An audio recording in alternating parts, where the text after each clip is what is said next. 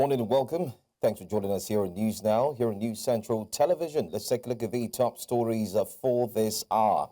Former President Olusegun Obasanjo and others condemn state of Nigeria's democratic rule. Senate set to pass President Tinubu's controversial tax reform bills. And we'll also take a look at this story as Chad issues a stern warning to Sudan over threatening remarks. Thanks for staying with us. Details coming up in a moment.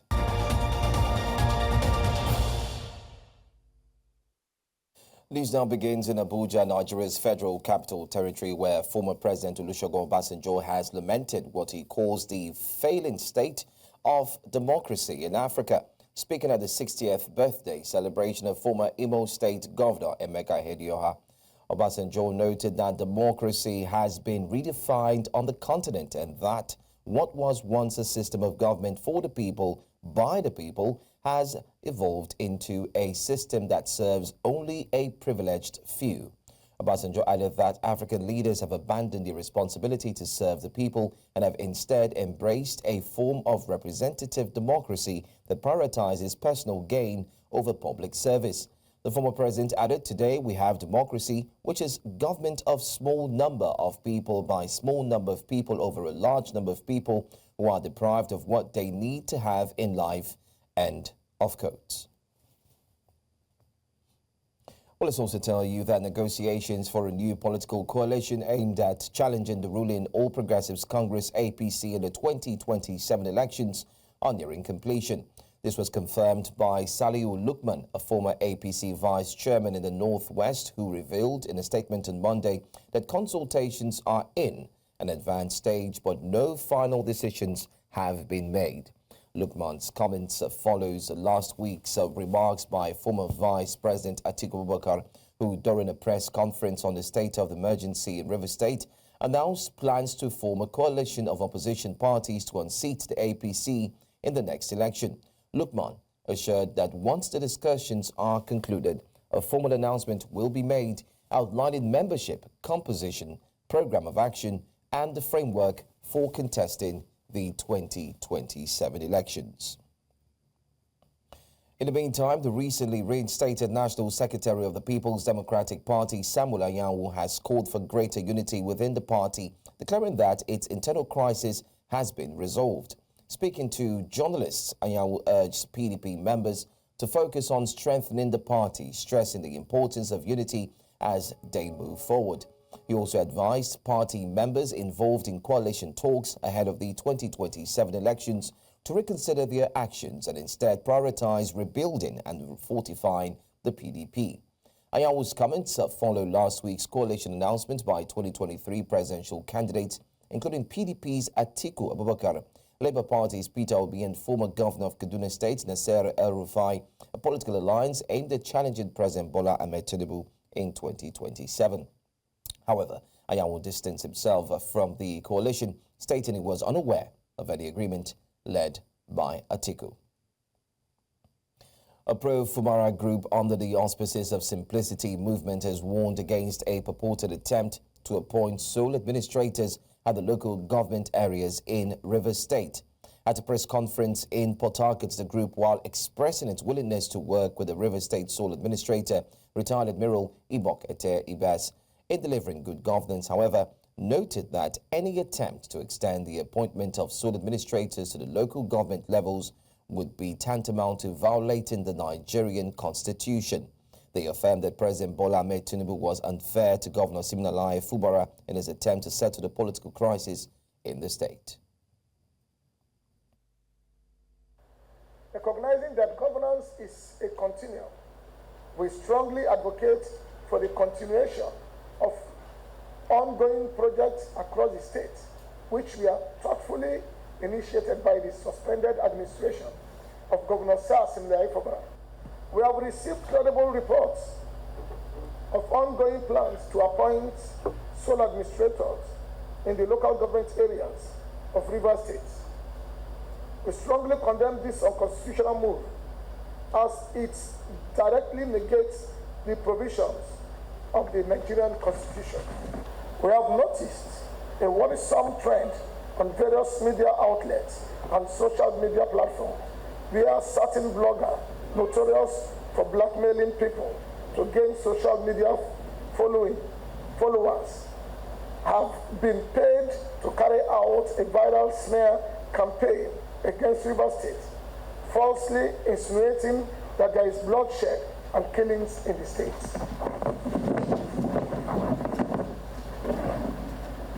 We condemn this falsehood in the strongest terms. Rivers State remains peaceful, even amid political misunderstanding. We are sure that you were carefully selected by His Excellency, President Bola Tinubu, because of your pedigree and track record as a seasoned military administrator, entrusted with the critical mandate to restore peace, law and order in Rivers State. We urge you, Your Excellency, Vice Admiral Ibokite Ebas, retired, to carry out this responsibility with utmost sincerity and fairness for the collective good of Rivers State.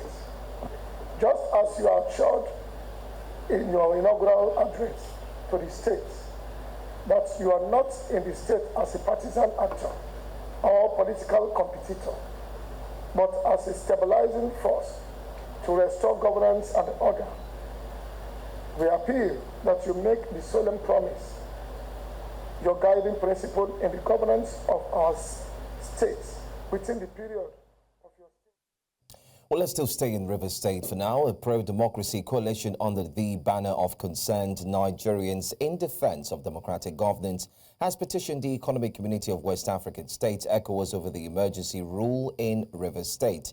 In the letter dated March 24 and addressed to Ibrahim Traoré, president of the ECOWAS Commission, the coalition said the emergency rule is unconstitutional and sets a dangerous precedent for democratic governance in Nigeria and the West African region. The coalition urged ECOWAS to demand the immediate reinstatement of Fubara and other suspended officials in the state. They argued that if ECOWAS fails to act, the situation could escalate into a major crisis. The petition was jointly signed by the coalition leaders including Aliyu Tanko, Bello Adamu, Namdi Ekweme, Nicholas Opele, and Sadiq Alao, not forgetting too Oche. Some constituents of the Kogi Central Senatorial District have submitted a petition to the Independent National Electoral Commission for the recall of embattled lawmaker Natasha Akpoti-Udoha. The petition presented by Charity Ijese on behalf of the constituents was received at the INEC headquarters by the Commission Secretary Rose Anthony in Abuja.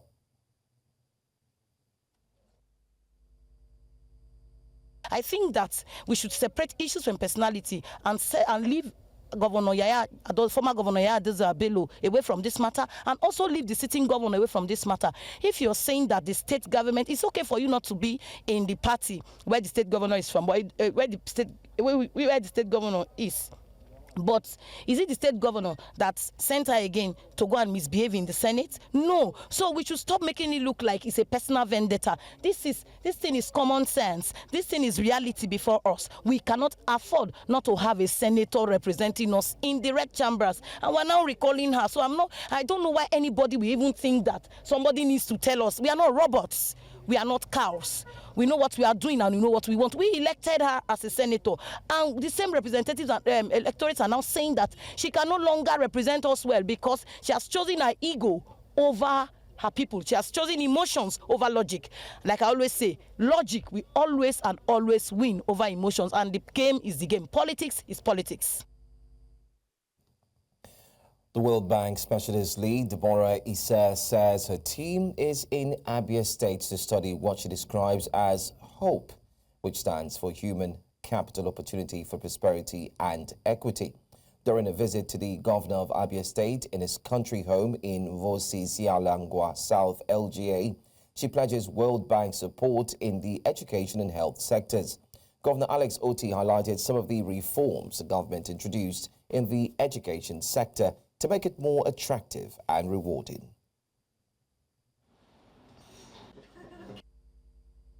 But the roles and responsibilities for across the human resource management cycle, across MDAs and also across levels of government, and how that is managed. So from workforce planning, how does that get linked with the budgeting and the recruitment and the hiring and the deployment, performance management, to make sure that we've got qualified frontline workers that are in the best places they can be to meet the need. We are looking at this. We've had some meetings at the federal level, and we plan to do a number of deep dives in states because, again, we understand that states have different methods. And Abia is the first state that we selected because we thought we had a lot to learn from you. We also found that because we introduced free and compulsory education from the beginning of this year, we found an explosion in enrollment. And teachers are now overwhelmed. So we had, like you rightly observed, started the process to recruit more teachers, extended the retirement age of teachers from 60 to 65, introduced a discriminatory compensation package for teachers so that they can better, particularly those ones that choose to. There seems to be a tussle in Kano with two emirs in the center of it all. We'll talk about that story after the break. Stay with us.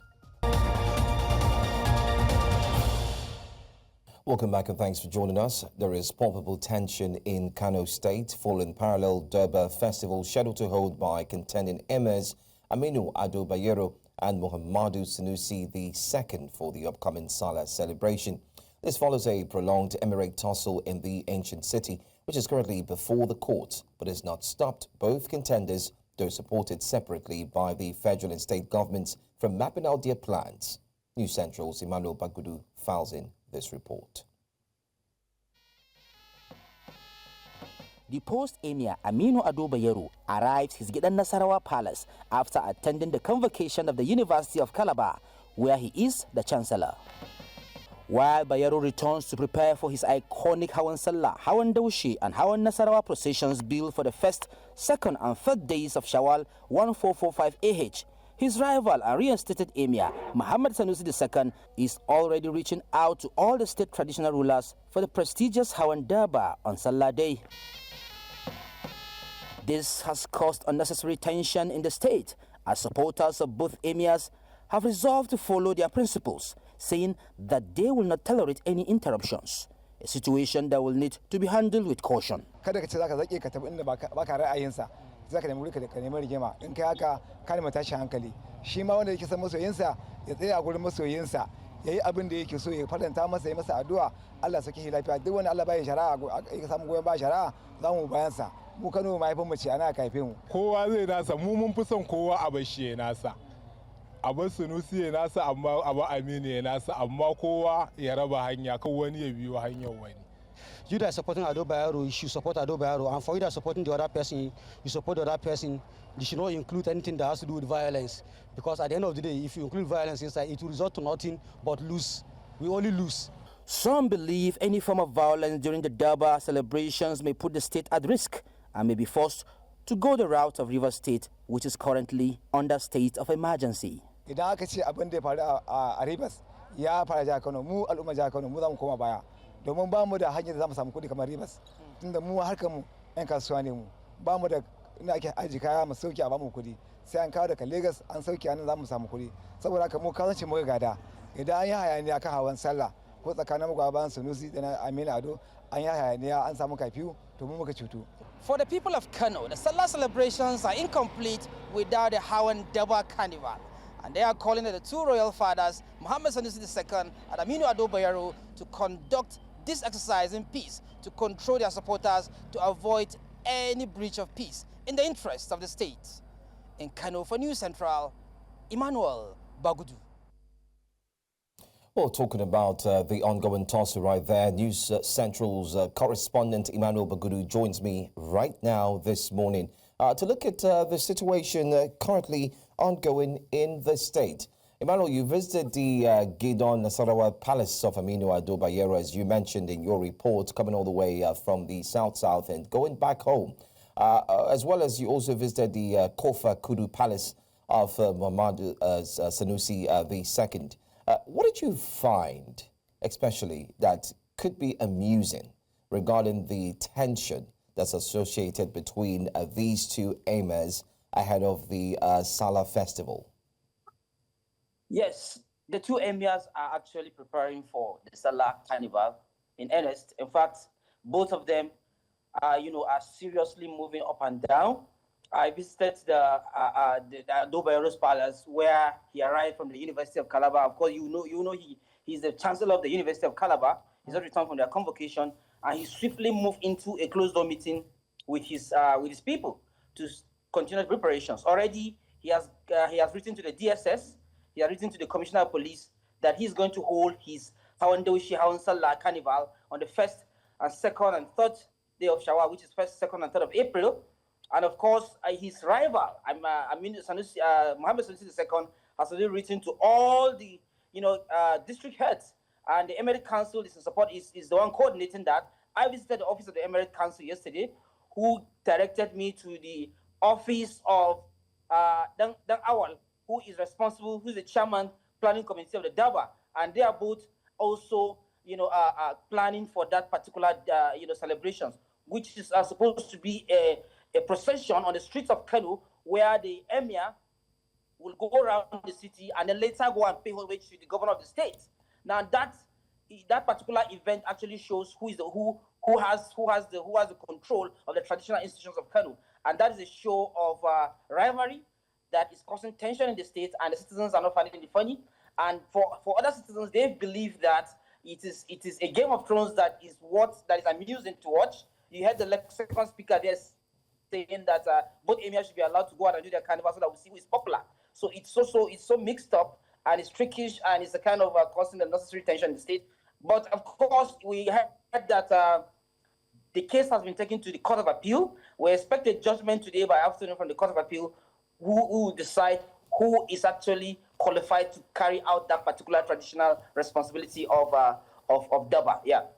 Well, I think you used the right words. You took it out of my mouth. Game of Thrones, and that's exactly what we're starting to see. So possibly we can call it the Kano Game of Thrones, because everyone is trying to ensure that they remain in charge. But if my history, I stand to be corrected with it, has there been any instance, and wouldn't this be like the first, where you have two emirs trying to pull the entire crowd in celebration? And what would this mean, especially for the people of Kano? We're going to see a divide where people would get dressed up, choose where they want to go to. Are there going to be two separate invitations and so on? Can you paint a picture of what this could actually really mean?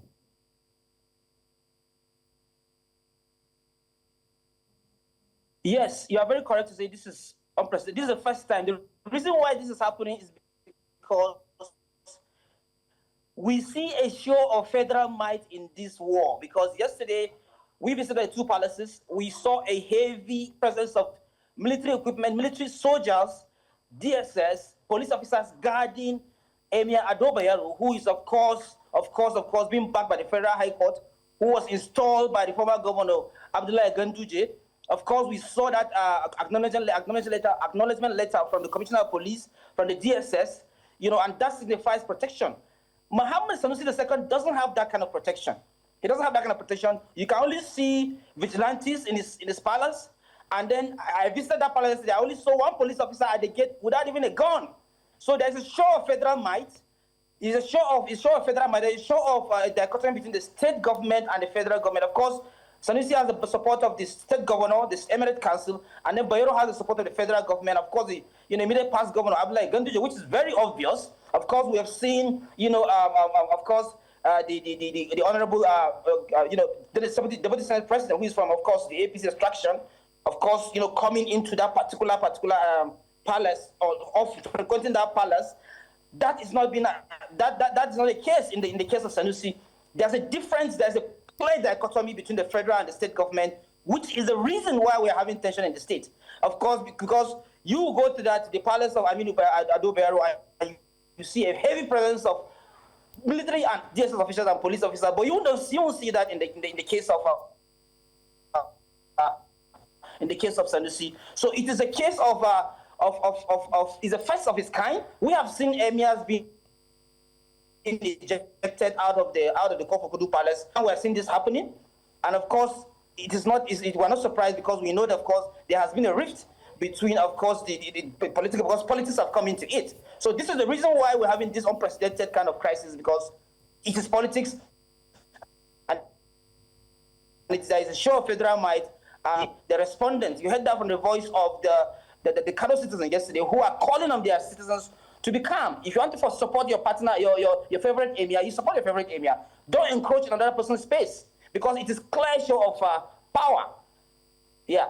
Okay, finally, let me just ask, I mean, it seems rather different, you know, that this is really happening and taking place, where you do have the federal might and then you have the state might, like you've rightly said. But can you tell us very briefly, before we let you go, what is the state governor really doing about this? Is it that his hands are tied, he's not able to, you know, just take a concrete stand? And is the battle from the federal really overpowering for him? Yes. The governor has been trying his best. The governor has made a lot of attempts. We have seen a lot of order. The governor has given a lot of order, and he has been disrespected several times. The governor has asked the federal government to remove Ado Bayero from the Nasarawa Palace. The governor has asked the police to arrest Ado Bayero from the Nasarawa Palace. That has not been done. In fact, there was a time that the governor has ordered the demolition of the Gidan Nasarawa Palace. Because of federal might, that wasn't done. So the records are very clear. The governor is trying his best. He is executing his executive powers as a governor. He has not stopped himself from doing that. He has continued to do that. There are instances where we see police officers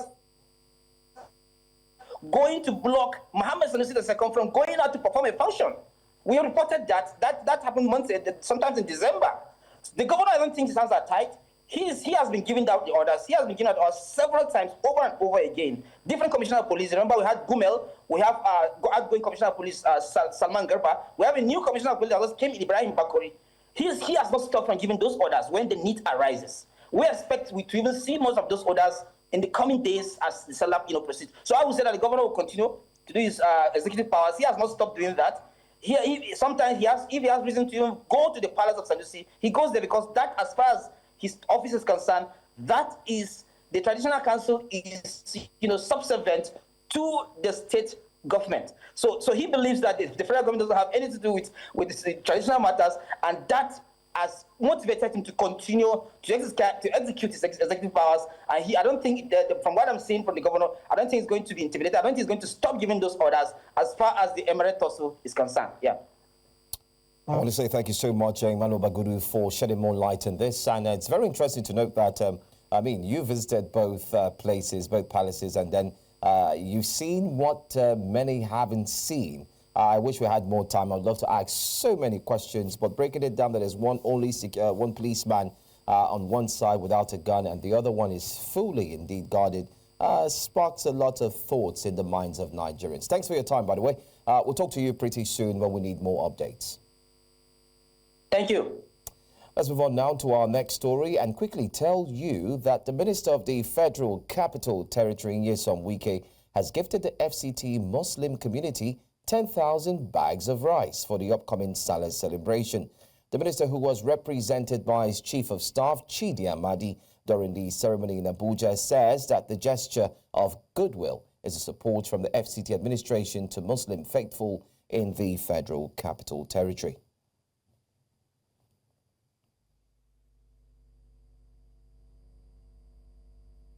The Honourable Minister has considered it important, that aspect of the Ramadan season that goes with almsgiving. The Honourable Minister has considered it important to identify with our Muslim brothers in FCT.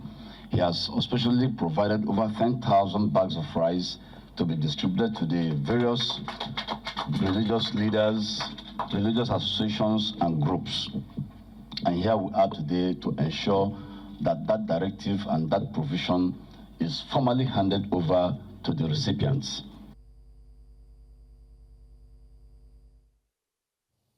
Let's move on now to another story. Nigeria has recorded the world's largest decline in cash usage over the past decade as digital payments continue to surge.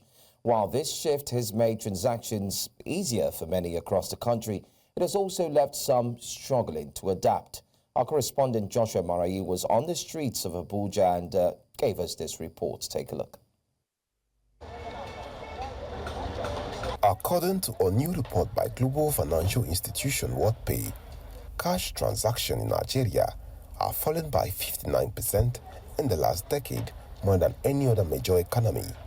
This decline has affected people like Amaka Uchendu, a food vendor in Nigeria's capital, Abuja.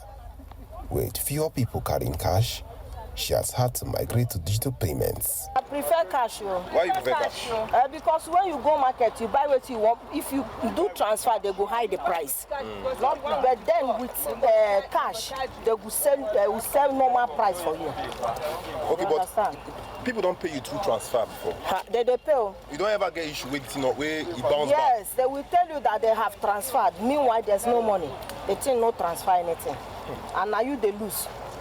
That is why it's not fair at all. Ode Daniel, a commercial cab driver, however, tells a different story, saying digital transactions has made business easier and faster. No, transfer doesn't affect my business in any way. Rather, it makes the work to be more easier and faster. Because the process of like somebody doesn't have a cash, you want to go the mix of the POS or to look for cash is wasting time. But if you transfer in less than a minute, I've gotten my money and moved to the next passenger. So it's much faster and easier for me than the process of collecting cash. It doesn't affect my business in any way. With cash transactions expected to drop to just 32% by 2030, Nigeria's digital revolution is far from over. But as the country moves towards a cashless future, the challenge remains: how do we ensure that no one is left behind? In Abuja for News Central, I am Joshua Imarayi. Economic activities are still booming in Plateau State following the return of peace in the state. This is seen in the free movement of residents in the state and majorly business activities following the ongoing trade fair that has just been declared open in the state after 10 years, owing to recurrent violence in some parts of the state. News Central's Guezouma Sanogo tells us more. Business activities such as trade fair had always flourished in Plateau State. However, for reasons of violent attacks experienced in some parts of the state in recent time, government put a hold on it for the security of both lives and property. Now that the state is experiencing what is tagged relative peace, trade fair is back again.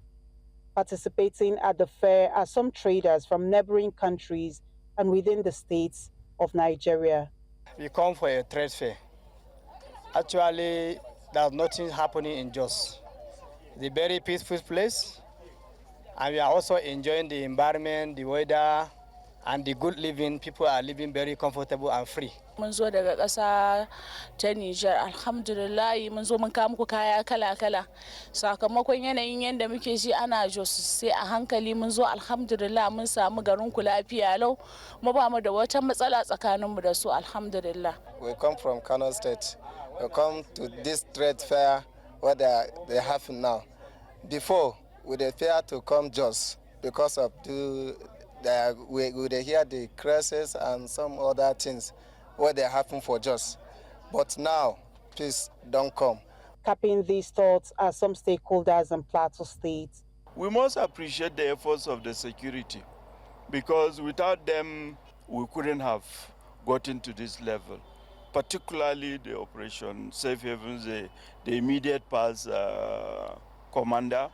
I know that the new man is also building on, the peace initiatives that have been started hitherto before he came. So I think that for me, a number of things have changed. For over a decade now, the Jos Trade Fair has been halted due to challenges of insecurity that has bedeviled the state. The peace initiatives of the present administration is a welcome development, and we are glad that the trade fair is back. We must appreciate the effort of government, also security agencies in the state. We have now seen that peace has returned to the state. The representative of the governor had this to say as she declared open the trade fair in the state. No economy can thrive in any atmosphere of fear, and instability. My administration remains unwavering in its commitment to securing Plateau State. We are working closely with security agencies to ensure a safe and peaceful environment for businesses to operate. On the lips of many now is that everyone should put all hands on deck to ensure this relative peace is sustained. In Plateau State for News Central, Chizoba Anyoi. Well, we'll go for a quick break now. When we come back, we'll take a look at the story concerning a man known as Sunday Jackson. Find out what it's all about in a moment. Welcome back and thanks for staying with us here on News Now. Amid growing calls for clemency for Sunday Jackson, a farmer, from Adamawa State, whose death sentence was recently upheld by the Supreme Court, international human rights activists say there's still hope for the ruling to be reviewed. Addressing a news conference in Abuja, they say that they have submitted a letter to the federal government seeking clemency for Jackson. They also presented a separate letter from the father of the assailant who had attacked Jackson but lost his life in the process, also appealing for clemency for the farmer. We met not only with the mother and father of Sunday Jackson, more significantly, the father of the deceased also gave us a signed letter asking the governor for a pardon for Sunday Jackson. On Friday, we obtained the copy of the judgment of the Supreme Court finally, and upon reviewing it, I believe that there's basis to actually go back to the Supreme Court for a review. They said that his response was excessive. It is on record that Sunday Jackson was stabbed twice, and if he stabbed the other man 3 times, there's no way that that's excessive, because they were in mortal combat. If we are to accept this Supreme Court as a precedent for self-defense in Nigeria, it means that if your enemy slaps you twice, you can only slap him back twice. The father of the assailant said to us in Newman, he said literally, count us out of this judgment. He did not support the execution of Sunday. The need to preserve family history through proper documentation away from oral tradition has once again come to the front burner. This was at the launch of the memory journal titled Dear Daddy, Dear Mommy, Let's Preserve Your Memories, published by Inked Memory. Correspondent Israel Eferable was there for News Central. The event, a gathering of industry leaders, close friends, colleagues, mentors and partners of Otto Orandam, the convener, was filled with conversations on the preservation of the history of the family. A round of applause please for the panelists. The program was hosted by News Central's Adeshawa Josh.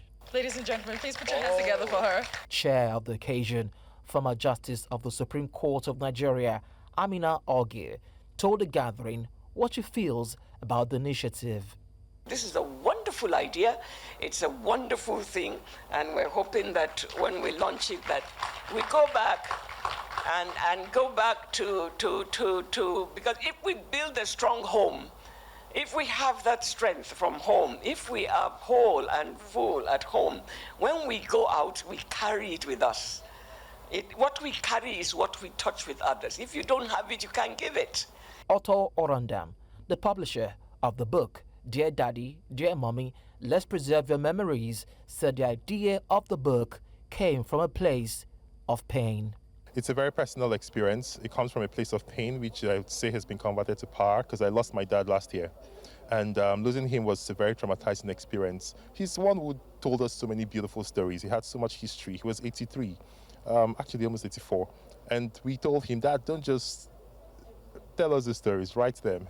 Other dignitaries also shared the impression of the initiative and the need to document stories that will help sons and daughters connect the past, shape the present, and help with a better understanding of the future. Today's event has been mind-blowing, to be honest.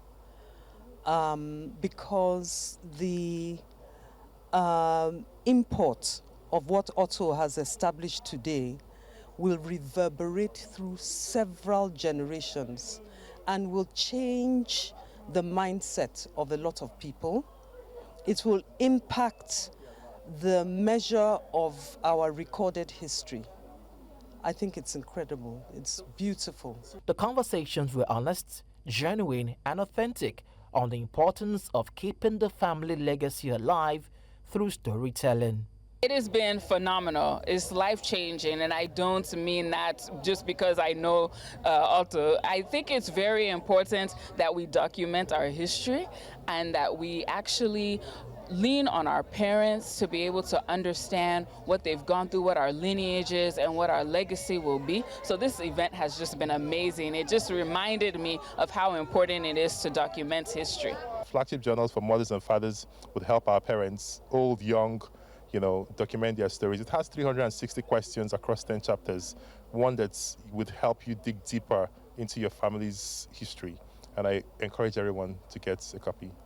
At the end of the night, the impact of life flowing through generations was reborn with the launch of the Memory Journal. In Lagos, for News Central, Israel Ifirobo. Coming up next here on News Now, Chad issues stern warning to Sudan over threatening remarks. We have that story and more. Stay here.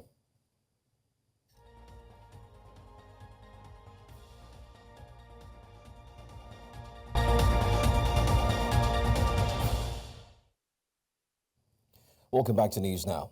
Authorities in Burkina Faso have arrested 2 journalists following criticism of the country's military rulers over escalating attacks on press freedom. The Burkina Faso Journalists Association made this known on Monday. The association confirmed on Facebook that its president, Guezouma Sanogo, and Deputy President Boukari Ouoba were arrested at National Press Center in Ouagadougou and taken to an undisclosed location. On the military leader, Ibrahim Traoré, who seized power in the 2022 coup, several critiques of the junta have been abducted. Speaking at a press congress on Friday, Sanogo condemned unprecedented restrictions on freedom of expression and the press. Other journalists also voiced concerns over the disappearance of 7 colleagues last year, some of whom remain missing. In Central Africa, tensions between Chad and Sudan have escalated after a senior Sudanese military official threatened Chadian airports, prompting Chad to declare that it reserves the right to respond if attacked. In a video broadcast on Al Jazeera, Sudanese Deputy Commander Yasser Al-Attar claimed that airports in N'Djamena and Amjaras were legitimate targets for Sudan's armed forces. Chadian Foreign Ministry spokesman Ibrahim Adam Mahamat condemned the statement, warning that it could be interpreted as a declaration of war if acted upon. He cautioned that such rhetorics could ignite a regional crisis, stressing that Chad would respond decisively to any act of aggression. For over 6 decades, Chad has accused Sudan of attempting to destabilize its government, alleging that Khartoum has supported rebellious and militant groups, including Boko Haram. The United Nations has warned that the South Sudan is battling its worst cholera outbreak since gaining independence in 2011, with nearly 700 deaths recorded in the past 6 months. According to UNICEF, over 40,000 cases have been reported between September and 18 March, marking the country's worst outbreak in 2 decades.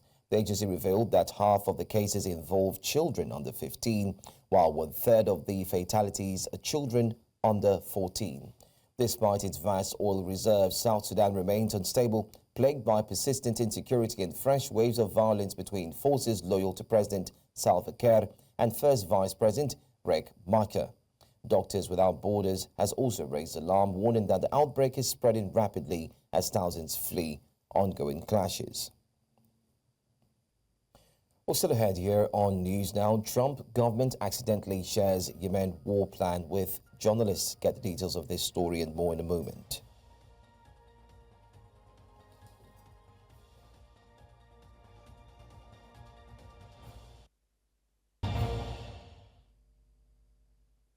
Welcome back. The Trump administration is facing a political storm after the White House confirmed that a journalist was inadvertently added to an unsecured group chat where senior U.S. national security officials were discussing plans for a military strike in Yemen. Jeffrey Goldberg of The Atlantic reported that he had been added to a signal messaging group that apparently included Vice President J.D. Vance and Defense Secretary Pete Hegseth.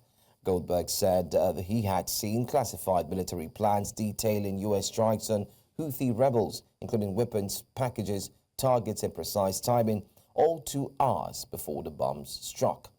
The revelation has triggered a wave of criticism from opposition Democrats and raised concerns among several Republicans with calls for accountability over the security breach. Nobody was texting war plans, and that's all I have to say about that. You're talking about a deceitful and highly discredited so-called journalist who's made a profession of peddling hoaxes time and time again. This debacle requires a full investigation into how this happened, the damage it created, and how we can avoid it in the future. If our nation's military secrets are being peddled around over unsecured text chains, we need to know that at once, and we need to put a stop to it immediately. The text chain was not a secure conversation. The app used is not approved for discussing classified military operations. Turkish police have deployed pepper spray, tear gas and plastic bullets to disperse demonstrators who have gathered outside Istanbul's city hall for the 6th consecutive day. The protest follows the arrest and imprisonment of Istanbul's opposition mayor, sparking Turkey's worst unrest in years. The demonstrations erupted after Ekrem İmamoğlu's arrest on 19th March and have since spread to 55 of Turkey's 81 provinces, leading to violent clashes with riot police and drawing international condemnation. Authorities have arrested more than 1,130 people over the past 6 days, including 43 protesters on Monday night. İmamoğlu, a leading figure in the opposition CHP party, is widely seen as the only politician capable of defeating President Recep Tayyip Erdogan at the ballot box.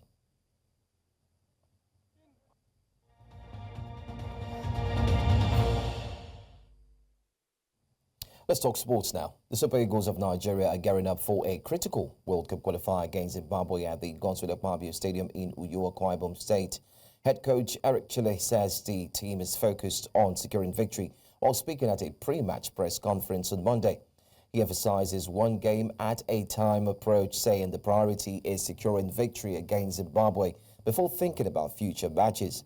Captain William Troost echoed the ambition, stating that the team is determined to qualify for the World Cup and win AFCON 2025. Nigeria sits 4th in Group C with South Africa leading. That was the former hotel of Nigeria, which moved now to another hotel, a newer hotel, but the hotel is fine. We cannot complain anything about that. Training pitch, you can see by yourself, I think. We would be happy. Zimbabwe head coach Mikel Nies has expressed his delight with the facilities in Uyo, Nigeria, as his team prepares for the crucial 2026 FIFA World Cup qualifier against the Super Eagles. But despite a flight cancellation causing slight travel delays, Nies was overwhelmingly positive about their welcome. The German coach was particularly impressed by the world-class training facilities, describing the pitch as soft and perfectly maintained. That was the former hotel of Nigeria, which moved now to another hotel, a newer hotel, but the hotel is fine. We cannot complain anything about that. Training pitch, you can see by yourself, I think. We would be happy to have something in our home, yeah? Very good, really very good, impressed, actually. Yeah? The stadium pitch, I expect an even better, but the training pitch is really good, soft, not too hard, very good underground work. We had a session adapting to the climate also a little bit.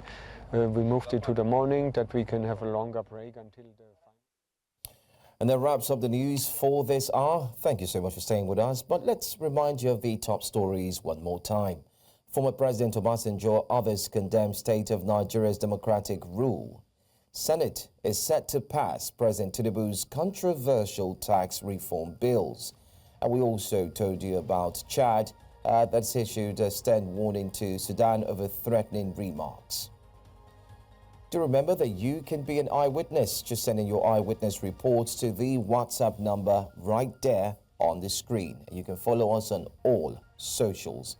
We are at News Central TV, and you can watch us live every now and then. DSTV channel 422, Go TV channel 23, and not forgetting Star Times 274. Stream live on YouTube as well as on Facebook. My name is Joe Hansen. Thanking you for watching. Don't forget, Jasiri is up next at 10 a.m. Good morning.